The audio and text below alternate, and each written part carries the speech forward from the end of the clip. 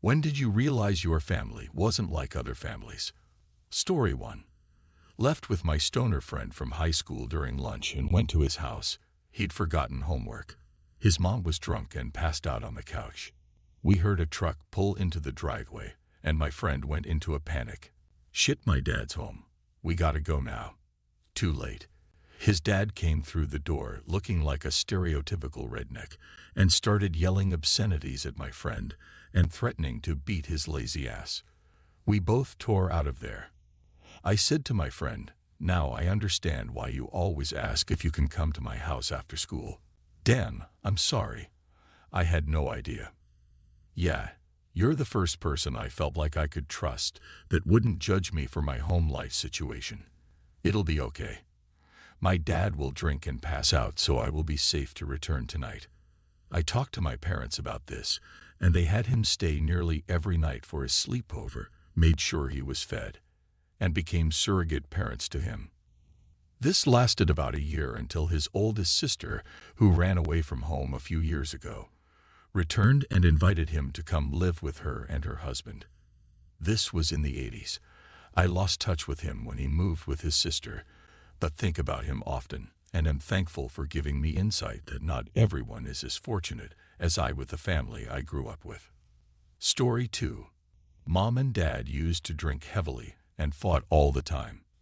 By the time I was in high school, I would get home from school and my mom would already be 8 to 12 beers into her 24-pack of Budweiser. Dad would get home and my mom would immediately instigate an argument. Dad would crack open his beer and then he'd pound them back. Eventually, they would be so shit-faced that they would start throwing furniture, fists, pots/pans, silverware to include knives, whatever they got their drunken hands on. Cops were called on the regular. This was the environment I grew up in. It was all I knew about parents until I reached 10-ish, and I was able to visit other friends' houses for sleepovers. The first night seeing other happy and sober parents was an eye-opener. I do remember one time I was just sick of it all. The constant arguing, the screaming through the walls, the sounds of them hitting each other, that crashing noise of pots and pans or other furniture hitting the walls. Stuff that you just can't sleep through no matter how hard you close your eyes. I was sick of it and heartbroken, and I just couldn't stand alcohol in the house. I opened the refrigerator, grabbed the case, and I attempted to throw it all in the trash can outside, but my father stopped me even though I had tears in my eyes. He just grabbed the case and brought it back, and I pleaded with them to stop. But no dice. Sadly, these fights and drunken nights among my parents continued for years. Like I said initially, most of the time my parents would already be trashed by the time I got home from high school. To put it in perspective, I had early dismissal my whole senior year at 12 to 30, and my mother would already be drunk when I got home. I would either go up to my room immediately and play video games/watch TV as loud as possible until the fighting started and ended, or just go out with friends and walk in after they fought and passed out. I simply hate being around them as a child and teenager. The sad thing was, they were wonderfully sober together, but alcohol changed them into these bitter, awful, angry people that I wouldn't call parents. Seeing other families helped me realize this wasn't normal. Talking with my older siblings helped me realize this wasn't normal. When I became an adult, talking with my therapists helped me realize it wasn't normal. My therapist helped me, and I found out I developed PTSD, depression, and other anxiety disorders due to my upbringing. I'm in a healthy place now, and so are my parents. They're sober-ish and still together. Sometimes they slip up, and most of the time they get back to being sober. But when they don't, it's hell even as an adult halfway across the country. Story 3. When a guest or whoever it is joins us for an evening, and at some point through the night you look over to them, and they're sitting in their seat just staring around the room, a look of confusion and shock on their face while trying to figure out what is going on and attempting to make sense of things. For context, when I say my family, I'm including aunties, uncles, and cousins. We get together once a week at my grandmother's house, and it can get pretty overwhelming if you're not used to it. There's about 30 of us in total. The youngest person is 280, and the eldest is 82. Story 4. When all of my friends wanted to hang out at my house, it was something that I came to appreciate too late in life, and with my family I am killing myself to replicate. I may have grown up poor in a wealthy area, but my home was always filled with love and attention from my parents who were good parents. All of my friends spent their teenage years as latchkey kids and always wanted to hang out at my place. I never understood it and always wanted to get out of the house, but sure enough, I was always hanging out with people at my place. It really struck home for me in my mid-20s when I ran into someone from high school I would hang out with. They almost immediately checked on how my family was, made sure my parents were doing good, and stuff like that. I asked about his family, and he gave me a brief update and kind of explained how his family was more like friends and my family was more like family. Many of my high school friends found my parents on Facebook and still keep in touch with them. My parents have helped save multiple marriages, give a lot of parenting advice to my old friends, and are godparents to basically a small army. Story 5. In 9th grade, my friends held an intervention for me after I came into school crying again. They made me go to the counselor. They told me to just give some recent examples of stuff my parents said to me. After 30 minutes of this, I was crying, of course, but what boggled my mind was that everyone else in the room was sobbing too. A half-dozen other 15-year-old girls and the 30-something school counselor. That was the first time I realized that maybe I didn't deserve it when my parents were mean to me. Story 6. The first time was when I heard my friend in college tell his dad he loved him at the end of a phone call. My dad has said it to me maybe 3 times in my life. Real eye-opener was in therapy when I realized I never felt true love or even support or compassion from them.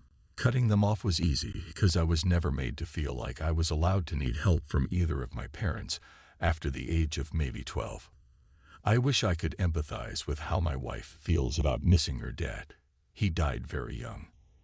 I'm as supportive and helpful as I can be, but I have no strong feelings about the idea of never seeing my parents again. Story 7. I knew we weren't like other families from a pretty young age. I mean, first of all, I had 10 siblings. Getting out of our passenger van, everyone stared at us as if we were clowns piling out of an impossibly small clown car. I got asked, pretty often, if all of my siblings came from the same 2 parents. My parents told us we were different from other families, and that, in fact, we were better than other families. Public school ruined children these days, made them into symmetrical cogs in the machine. Mainstream people were stupid, shallow, unkind, etc., etc. And so, until I was a teenager, there was a sense of superiority. I was told that we were different, and it made us better than everyone else. It didn't really dawn on me that we were dysfunctionally different from other families until our parents started cautioning us about being careful about what we said to other people. Before my autism evaluation, for example, I was cautioned that if I wasn't careful I could get all my siblings taken away, and I'd never see them again. I was told some things were family business, and no one else needed to know. I was given a verbal list of things that were no one else's business. I was so nervous during my evaluation that I would accidentally say something I shouldn't and get everyone taken away. I think I botched my own evaluation because I remember there were tons of questions which, if I gave a truthful answer, required I say things that were on the list of things I was not allowed to say. And I dunno. I read a lot of books as a kid, and none of them ever had parents who required their kids to hide their family life to avoid getting taken away. The kids in those books all went to public school, had friends, parents who didn't fight all the time, parents who didn't beat people with wooden objects.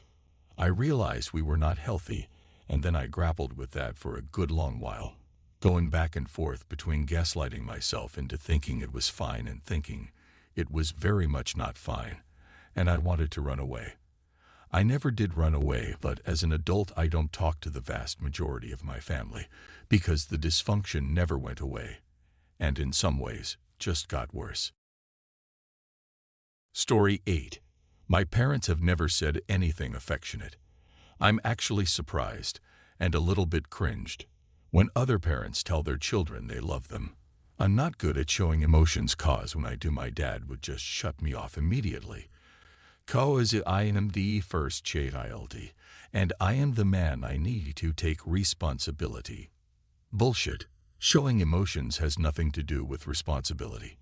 Plus, my parents are pretty prejudiced and like to criticize, so I used to be like that too, until I started meeting more friends and people.